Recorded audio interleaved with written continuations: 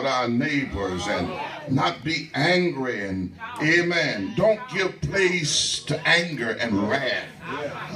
Those are some things that the Christian doesn't look good in. You see, the believer can't wear everything.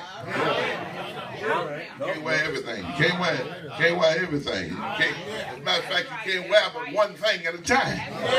Amen. And so he says in chapter number 4, if we're going to stay there, that you got to put away bitterness and wrath and anger and clamor, and put away malice out of our hearts, and act like in chapter 5, dear children of God. Amen.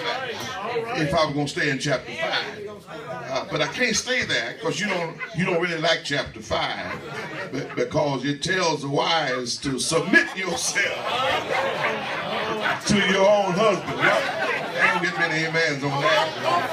And husbands ought to love their wives as Christ loved the church. I wish I had time to preach all of that in chapter 5, but I wouldn't get many amens. So I'll just move to chapter number 6. The first point, at least, where children are said to have to obey their parents. We can all get an amen out of that, because we know how it is to be disobedient children. And we really don't like disobedient children. But later on in chapter 6, Paul says to us, to the church at Ephesus, park right there for a while. Park right there for a while. Because after all that I've told you, I need you to know how to do and be ready for spiritual warfare.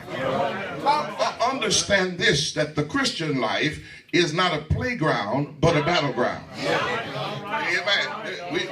We have some enemies that we have to encounter. The believer has at least 3 of them.